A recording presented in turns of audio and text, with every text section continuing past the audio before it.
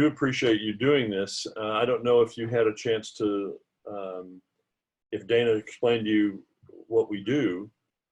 This is something I do in Austin every year, and I've been doing for about the last 20 years. Yeah.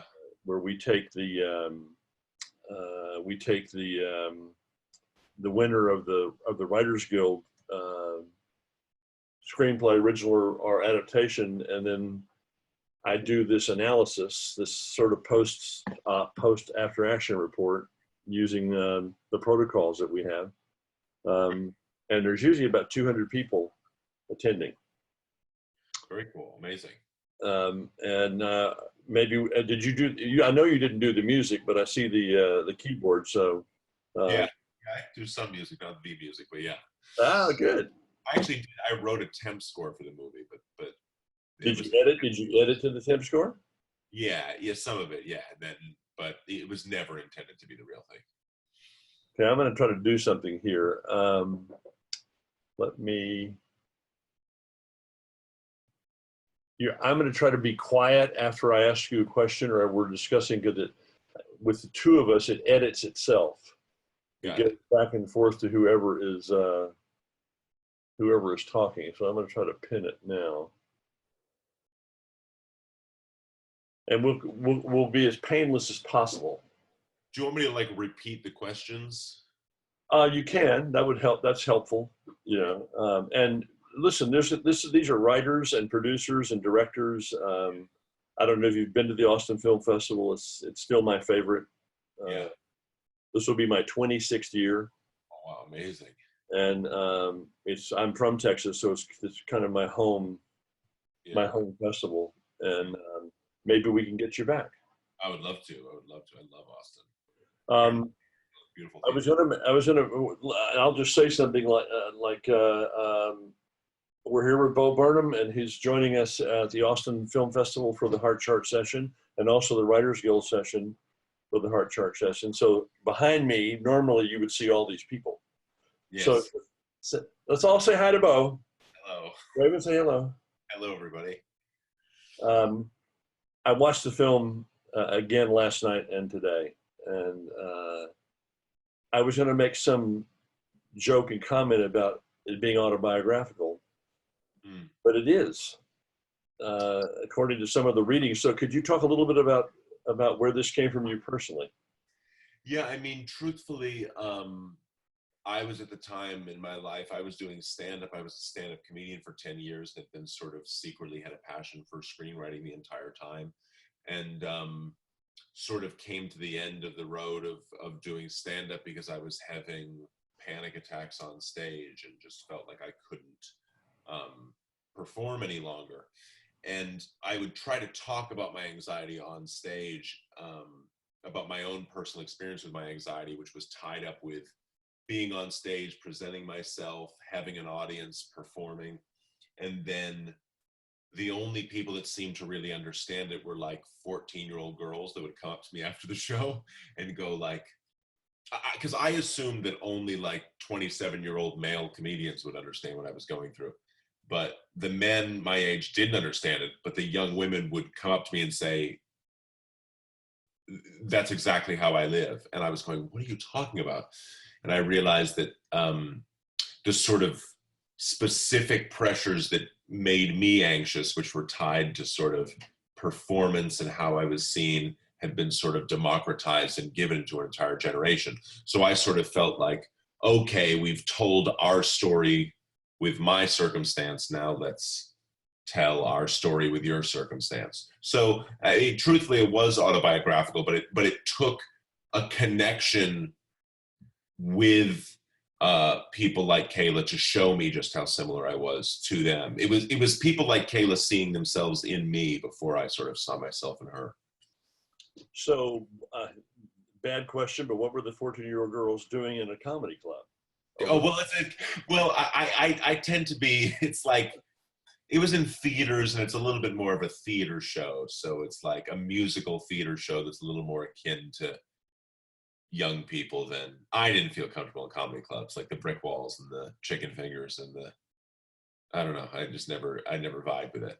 But I mean, that's sort of that explanation for the inspiration is sort of the thing I figured out after the fact. You know, I wasn't consciously thinking that, but really going into it, it was just, I felt like I was from the internet. I grew up on the internet, and in some way, I'm sort of the oldest person that's grown up on the internet.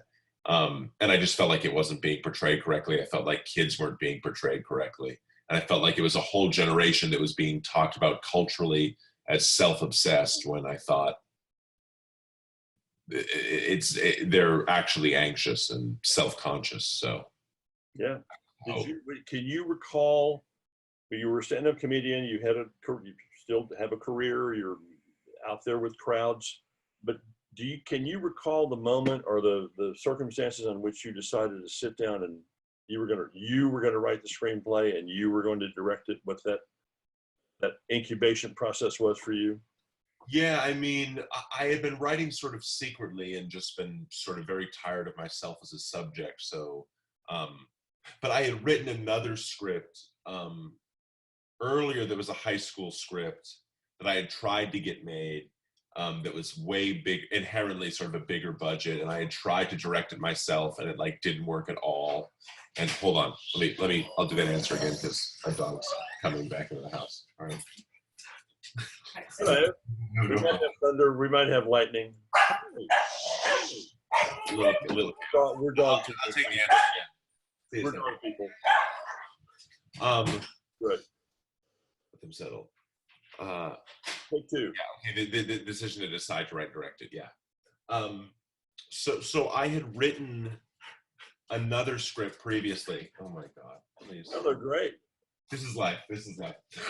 I'd written another script previously that was a high school script that was a sort of a bigger budget movie. It was probably in the studio space, and I had shot the opening scene of it to try to direct it, and I was sort of shot down. But I think for the right reasons, I shouldn't have directed that script, and I didn't really write it with the thought that I would direct it. But with this one, I definitely sat down specifically going, I want to write something that I think plays to what I think my strengths might be as a writer, as a director, which I just guessed I feel like I can write kids the way they talk, and I feel like I can get them to act in the way they actually are and not have it be too over processed, and hopefully just make something natural. Did anybody try to talk you out of writing it yourself, or were you? No, I never really told anyone to have them talk me out of it, and the truth was, the process of writing it was so enjoyable that I got to the end of writing it and felt like, if this is it, I kind of at least partly got what I needed out of it, which is I was just in a really, really bad place, and I felt like it's that sort of opposite thing where I finally sat down to write something just to enjoy the process of writing, to actually have the process of writing be something that was fulfilling and an end in and of itself. And then that actually became the thing that was made. But I just felt like I was at a point where I was feeling like everything feels like a chore. It feels like work. And I need to get back to doing something that I enjoy. So the impetus for the script was, what would I just enjoy writing? Not even what's a feasible movie. Because, I don't know. R-rated 8th grade film doesn't sound like a slam dunk, No, there's no superheroes, there's no explosions. And that's kind of that was the next question, was that you just said something it's interesting for writers to hear, because most of these people are writers. They want to know about your process. You sat down to write something that was going to make you happy and that you would enjoy writing. Not an assignment, or I'm going to try to do the next superhero, I'm trying to do the next Wonder Woman. You sat down and wrote something for yourself. So that's a very liberating thing for writers to hear. Maybe you can talk about your process a bit, about once that happened, what your process was. Yeah, and truthfully, I wish I could at any point conjure the ability to just sit down and write something I enjoy. I have long dry spells between the inspiration that then gets me to a place where I'm, writing very fervently and feeling very excited. But yeah, I mean, it really was. I mean, I think this might be partly an answer. Part of my process is I just can't really start with an out. I have to have the thing, I have to sort of just jump in and just start writing people talking to each other or write a scene. It has to sort of prove to me that the heart is beating right away before I even try to structure it. And it might not even be like and I don't even think that's a tactical decision. I think it's just because I need to prove that I enjoy doing this, that like writing this thing, writing these people feel alive and it feels enjoyable to me. Because I think of myself as a writer. I mean, first, second, and third, like, and it's actually what I get the most enjoyment out of. So my barometer for the core of what I work on is how does it make me feel when I write it? I mean, that's more than like, what does it sound like, or what do people think when they read it? It really is, the thing I'm pursuing is, just because, you know, I haven't worked that long, but I've just found that the things that I enjoy writing the most are the things that have the best chance of connecting with people. And I feel like I can tell that when I watch someone else's work or read someone else's work, that if there's just a sort of passion and joy in the writing itself, it's just like totally infectious. And you can fail with either way, so you might as well, you know, like, what's the point of, other than, you know, making money, which you know, it's definitely not easy to like passionately make money. I haven't figured that out yet, but yeah. You can mechanically make money and be passionate about it. So. Yeah, you can be passionate about the money. Yeah. So you started with the voice. You started with the characters' voices. Your entry into eighth grade was finding the character voices. Is that how you created the characters? You would put them in situations and just have them start talking, like Elsie's. Kayla's. Elsie's incredible instantly. They all are. Performances are absolutely, totally believable, as if you were shooting a documentary. Oh, that's nice. I appreciate that. Yeah, well, that was again, that the writing was written to hopefully be that messy and that natural. The decision to direct it was only to deliver on the writing. I always feel like that as a director. I'm just directing it because I want the writing to be delivered correctly. But really, in creating Kayla, it was like her isolated voice that was the first thing to be captured. So the first thing I wrote was just monologues of her just with a topic in her head, just talking about herself. Because when I would watch videos on YouTube of young kids speaking to camera like I'm speaking right now, the way in which they spoke was, it existed in such sharp contrast to the way I saw kids speaking in movies. And not only kids speaking in movies, but kids speaking in movies on webcams looking to camera. Like, identical scenes in movies had kids that were perfectly articulate. They're little like poet laureates that are, you know, looking right to camera and saying, okay, so I'm going to tell you the story about how I went from being the queen of the school to the ba-da-ba-da, and then once in this, and it's all poppy and snappy and performative and presentable. And when I would watch these kids online speaking, the layers of their speech and the performance of their speech, which is just the reality of one, being a human being, but especially being a kid, which is like, I have an idea of what I want to sound like. I have a process of delivering what I want to sound like. I have my own reaction to the way I'm sounding. I'm adjusting myself in front of this unseen mirror that you can't see, which is I see myself as I'm talking. It's very, very complex to me. And as I was watching these kids stumble through a video just talking about how to be cool, I was like, this is what it means to be alive right now to me. This weird rhetorical performative game that these kids are doing feels so true to me. And so that was the initial writing, was just writing that opening monologue of her being herself, which is like, being yourself sounds so, it's so trite, but it's also like, be yourself. I mean, that's as, you know, to be or not to be, or I mean, that's like all these sort of stupid little like cliches and bromides of, you know, that kids latch onto in these videos are actually, I think, very deep. But anyway, I'm getting way off track. No, it's very telling. This is point is, I just yeah, I at least with eighth grade for sure, what I was trying to do was capture a way of speaking a failure of speech, and that's especially with kids, and that's the mistake that for me that movies about young people often make mistakes with, and it's across production. It's, you know, you're portraying, how do you're writing people that don't yet know how to speak. You're dressing people that don't know how to dress themselves. Uh,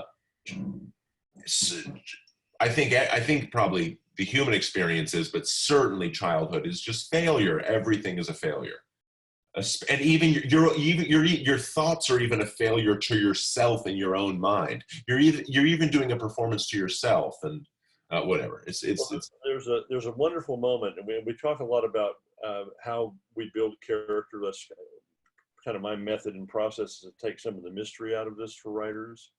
And one of the things we always ask is, what does my character want? What does my character need? What are the differences? And you do a brilliant thing with Elsie, and she's so good in the scene. She's actually sitting down and writing what she wants. Yeah. She says it right there in blue and white. Yeah. And over here, how to get it. Yeah, exactly. So it's perfect. And she is smiling as she's writing this. She's actually happy. Yeah. Well, that was the funny thing about part of this, is that I realized that, and especially if you're writing a film that takes place now, people are aware of movies, and not even that, people try to conjure movies into their own life. You know, so I was getting to the point in the script where I was going, all right, well, this is the point where we need to know her goals and we need to know how she's going to get them. And I'm going, well, she could just literally do it. Like, it's definitely, I mean, it's kind of like, it's almost an inside joke for writers. So that point in the story, it's, you know, the beginning of the second act or whatever, she's actually like, she's got a plan, she's moving forward, and she's writing the stuff down. But yeah, I mean, I think that stuff can be, I think it's interesting to maybe think about the fact that you don't have to be the only one aware of plot. I mean, you can see plot as something that your characters are also aware of. You know, that your characters are desperate to structure their own arcs, and it might not be in perfect union. It shouldn't be with what you're ultimately going to tell in your story. But to be aware of, I mean, a lot of the writing that works for me, and again, I've written, you know, one script that's got made. I don't really know anything, but when it works best for me, it feels like listening. And the sort of the big turns in my script that felt like turns were actually me just jumping into a scene, writing it, and doing the thing where it's almost like you're playing chess with yourself and you're going from one side to the other if you're writing dialogue or doing stuff between it. And you really are, every time you walk to that other side of the table, trying to beat the other person, honestly. And yeah, it really, for me, it's just about listening. The best form of writing to me feels like I'm listening to the characters and I'm meeting them and they're surprising me, rather than I'm like going like, all right, what should they be and what would make them interesting? Because I've also fallen to that thing. And that's just like death. And then I get in my own head. But the best stuff, the best character stuff feels revealed. Because I certainly don't feel good enough of a writer to sit down and create human beings. You know what I mean? But I can maybe set up situations where I can just stumble into things where they're talking to me a little bit, and I can start to hear them and understand them as I write them. This is great because there's only one plot in your movie. Everything else is character driven, and that the goal of what we try to do is to have character driven narrative as opposed to plot driven narrative. Mm. There's only one plot. It's the last week of 8th grade. Yeah, that's it. That's the why now. That's the why it's happening now to her. That's your plot. Yeah, and it's like for me, it's like, that simple. Yeah, it's basically opening up the capsule and what are you going to do with your life? Yeah, but that is the plot. The plot is, and it's funny because it some people, I definitely see a structure to the thing. I think there's like a total like inciting incident, turn, reversal, midpoint, all that stuff. But just I guess it's it's a subjective structure. You know, the structure may not be seen by anyone but her in terms of the stakes. But if you're invested in the character, that was the hope of the film, was to go, you know, a normal kid's life to them feels like life and death every day. So can we take a pretty normal stretch of days in this girl's life where nothing quote unquote like spectacular or movie worthy happens to her, but portray it. But if we can somehow sync the audience's heart rate with hers and truly be subjective, like, how can you make a movie that feels as dramatic as it does to her? Because that's the funny thing I think about like Harry Potter and all these big fantastical kids movies, is that I think kids see them as like observational and relatable and not escapist. You know, that they really are, to a kid, walking and talking to your crush feels like slaying a dragon. So that's why kids gravitate towards fantasy, because their life feels that high stakes. And I think that's why we all do. But yeah, I was just interested in making a. Well, you hit on my favorite subject, which is structure. I am a structure fascist and believe that structure is your friend, and it really enables you to capture lightning in a bottle instead of making you a formula. Your film is very carefully structured, and you use terms that are familiar to the audience. I use other terms, but you still got it. I was intrigued by the fact that you chose it's almost like curtain drops, like in a stage show where the phone blogs, her little video blogs, the punctuation marks, and you chose them very carefully to place, which dictated to me a structure that you had carefully thought out in your head, whether it was instinctive or you were conscious of what you were doing with those phone interviews. I'm just curious about the choice of that as a structure device. Yeah, for me, I heavily lean on the first act into the second act structure.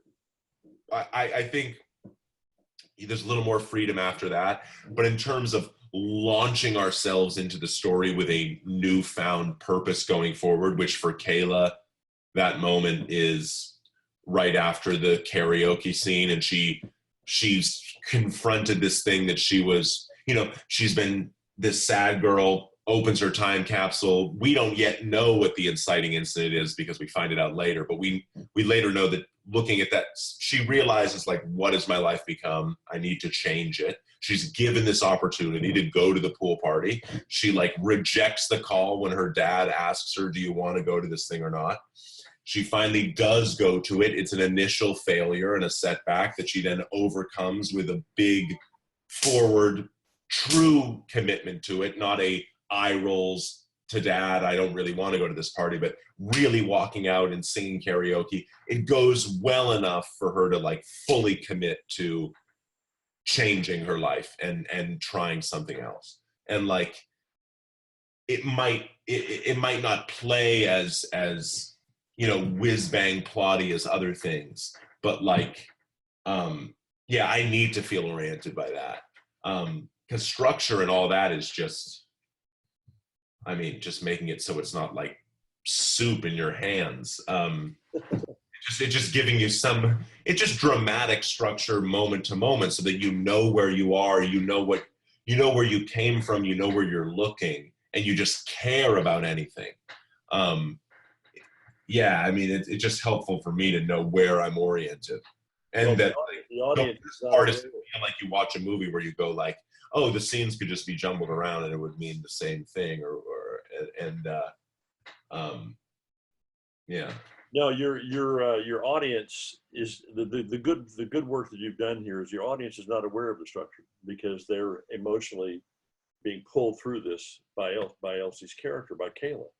So in terms of that, there's three things that you did that come in my protocol with what we do here. Cinderella moments. Your film is full of Cinderella moments where we give Elsie these little pats on the back and little hits of pixie dust and little moments where we're encouraged that she's going to make it, she's going to get there. Hmm. and there's two or three of them that are just beautiful. And there is a moment in the very center of your narrative and good narrative has this moment, and it's what I call the top of the mountain. It's like it's as good as it's going to get for her.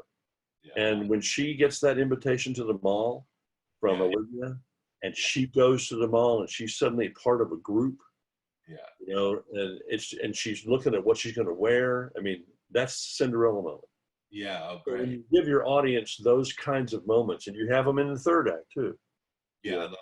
beautiful, Well, really. yeah, and it's funny. It's like it could sound like, and it's so funny because on the surface, could sound like, oh, Cinderella moment is meant to be like sweet and or too saccharine or too easy or like a fairy tale or whatever. But actually, like, if you're setting out to make the most depressing, like bleak thing in the world, it is like imperative that you have those moments because it's like it's if you want to break an audience's heart, you just show them the alternate reality when it can be okay. So like, um, yeah, I love that. I love that, and I really do love thinking about fairy tales and old stories. I mean, that really helps me too when I just try to think about like how to write my story. It's like what Vonnegut used to do, you know, on the chalkboard with everything, like plotting out the stuff in a line. Like that's really helpful. As much as movies, I think about like, yeah, I'm like, what happened in Snow White? Or I go like, or wait, what happened even in like that story my mom told me when I was a kid? And it, like, you kind of want to get back to like the first, the core of how narrative interacts with you before you were like a conscious writer who was in their head too much.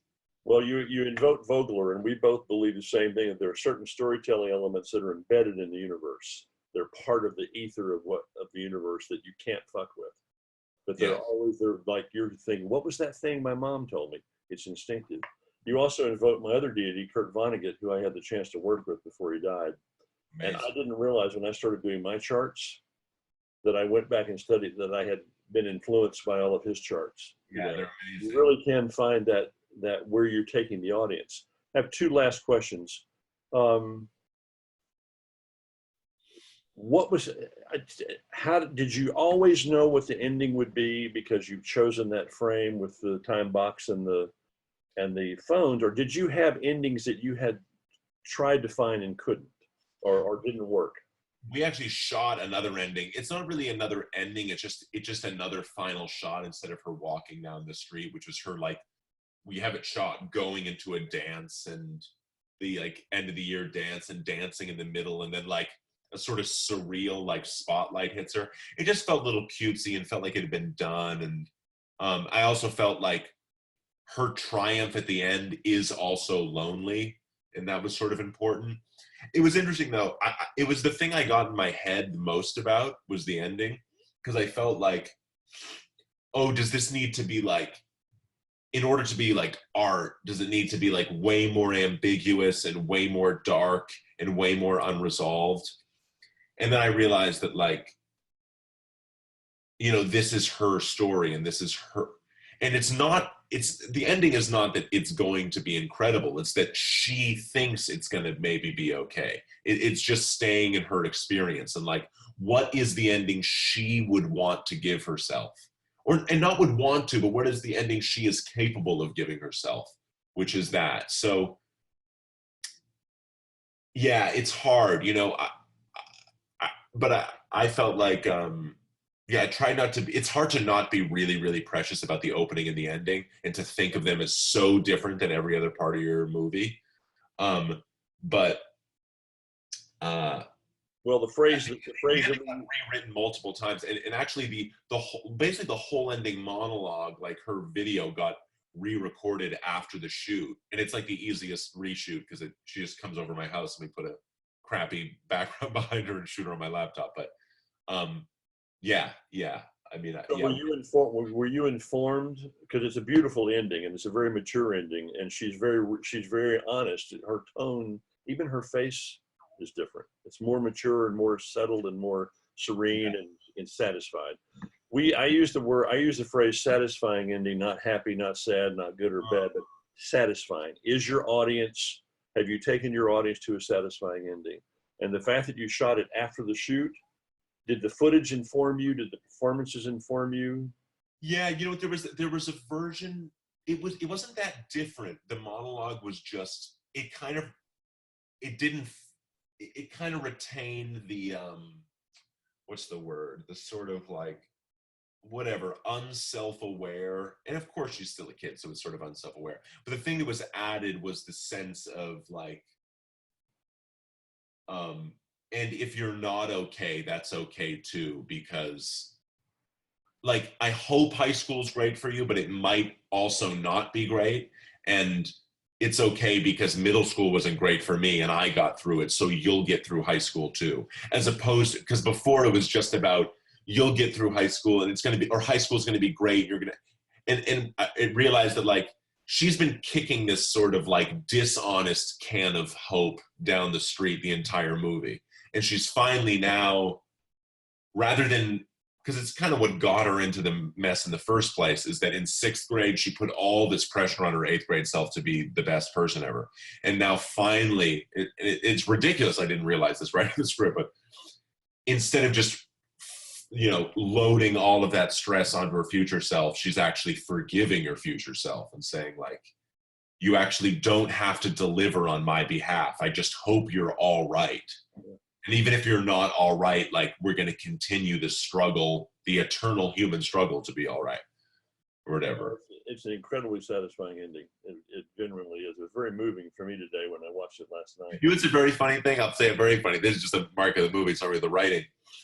But her initials are KLD for some, I mean, I don't know why I chose L, but I had multiple people come up to me after screenings because at the very end, she's in her backpack and the initials KLD are in the back. And they thought like it was code that she was killed right after. Oh, no. I was like, no. That's the alternative ending on the DVD is yes, she went. Yeah. There's the obit. Real quickly, your stand-up, and I asked Jordan Peele the same thing last year, and our dear friend Robin Williams, who we spent great years with and miss him enormously. Your stand-up, so you're aware of the audience. You know, the audience is always a factor in your performance. Yeah. Did you take the audience with you when you were writing and when you were shooting? Did the audience have a presence with you at all in terms of that process?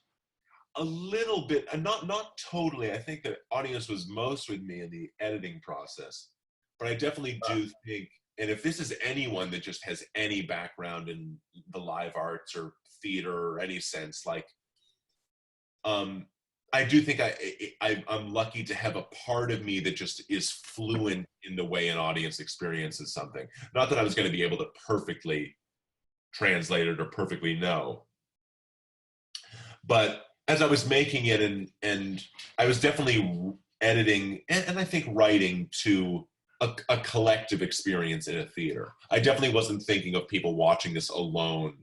Hopefully it works like that as well. But I was thinking of, set pieces that would be experienced as a group. And I think even if your thing ends up streaming or alone on a laptop, that's still a good invisible thing that your story should aspire to. Or I mean, I actually hate speaking in the second person because I'm what do I know?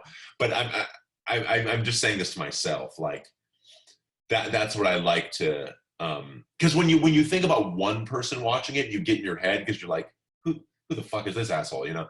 But like when you think of a group of people, it really is like it's a cross section. It's what the audience actually is. So, but yeah. I mean, and it's also what I like to do. I like my stand-up shows are very theatrical and went for big reactions. And I always felt like I was trying to do sort of a magic show. And even this movie's going for that. You know, I wanted to make a movie where people would be cringing or covering their eyes or stuff, just because I think like that's just fun for me. You know, I aspire to just be like the Blue Man Group.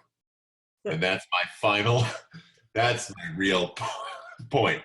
Just watch the Blue Man Group if you want to understand how to manipulate an audience. My son was a Blue Man for 5 years in Boston. Really? At the Charles Playhouse? Yeah, yeah. Oh my God, that's like the staple of Boston, the Boston cultural scene, which is And we watched it. I must have seen the show 100 times. it's the best. I went there. I probably. When did he do it? Um, he's been writing with me now for about 10 years. About 10 years ago, 2008, 2007. I mean, I probably saw him in high school. It's incredible. Yeah, yeah, that's great. Awesome. I'm going to ask you one last question, and then I'm asking you to stay with me when I say goodbye. Yeah. Because I think a lot of people I know I asked it today, especially how moving her final sort of blessing is as she sends herself off into the future. Yeah. Is there going to be a freshman year? Well, that's so funny. Well, freshman year is already passed for her. She's a sophomore now. People asked if there was going to be a 12th grade. That'd probably be the thing. But, part of it was like, part of the movie was going like, kids have a lot of media and our culture is putting a lot of pressure on kids. And to have the success of that movie then put an incredible amount of media and cultural pressure on the actress to then immediately deliver her life as a movie all the time is too much for me. So I'm still in the process of like, just live your life, kid, and we'll chill out. And maybe down the road, if we want to make something again, we'll make it. But like, let's not get in a process of trying to just view our life as working towards the next film, especially when you're 15, because that's what the movie is trying to sort of rally against. But I would love to. I mean, she's great and she's amazing. But yeah, if there's like a 7 Up or like a boyhood version of it, I'd be happy. We just don't want to see her as an opioid victim or anything like that. Yeah, well, I mean, I would probably be more interested in catching up with her at like 30 or something. Yeah, that's it. But the thing is, like, obviously 12th grade would start with her digging up the capsule, which is like, so that's where it feels like the right way to go. I want to thank you. There's a lot of people that you can't hear right now that are applauding and saying, "Oh my God, they could do a Q&A and all that kind of stuff." So, and hopefully we can get you to Austin for another visit. Well, I appreciate the time, and I feel vastly unqualified. So take everything I say with a giant boulder of salt, and I don't know what I'm talking about, but I appreciate all of your time and attention, and thank you for the time. Thank you, sir. Okay, we're signed off now, but I want to just go a couple of things. I will edit this video because what I try to do is use pieces of it as we talk about your film and the chart. Got it. I'll send it to you if you want to see it. I normally include it in the talk, where I'm in pieces. Hey guys, and then I do like to put it up on my website once the festival's taken place and all that stuff has gone on. And you're welcome to go look at the website and see that Jamie Chizil did it, Jordan Peele did it. There's a number have done it. So I just want to make sure that's okay with you. If not, we'll restrict it to the. Totally okay. You don't have to wait for my approval or anything. I mean, I'm not. Oh, this is a real treat, and I've got to tell you, I was really impressed with how seamless it's a really powerful structure. It really does. You have no idea, because I teach structure, and everybody's afraid of it. Not if it's character driven, and if your character pulls you and with your heart through the structure, they're not aware of it. It's the writers who push you. I know it. Well, it's just so funny because it's like you can just take the most apparently structureless, character-driven, esoteric stuff that kids are obsessed with. It was like The Master or something. You know what I mean? It's like, what are you talking about? Like, Freddy's in trouble. He's walking around. And he has got nothing to do. He stumbles on this guy. He goes in there. Yeah. I mean, I rely so religiously on structure. It's like it's the most helpful thing. Well, I always tell people the best structuralist I ever met was Robin Williams. Yeah. It just came out of the blue in the ether. Yes. I would watch him after a performance, and he would make notes and shift things around and say, "Do you think this worked?" And he could tell the joke about the history of golf with the drunk Scotsman. Yes. You hear that joke 100 times. Yes. And it's the same punchline every time. Yeah. And it kills you. And that's you guys know structure. Yeah. Well, yeah, exactly. telling a good joke, knowing when to land a line, that's structure. So Yeah, set up, payoff. Yeah. I really appreciate this. I'm going to let you go. I'm thrilled to be able to have you be part of this, and hopefully, when I do the chart, I'll show you the chart, and you go, "Wow, Amazing. oh yeah, yeah. There's Yeah. a Cinderella moment. There's the top of the mountain." Yeah, I would love that, and hopefully I can make it out. I'd love to see you at the festival, but just I appreciate the time, and Yeah. thank you. Thank you, sir. Great pleasure. Yeah, thank you. Great pleasure. I'm going to stop the recording. Stop the. Do you want to? Yes.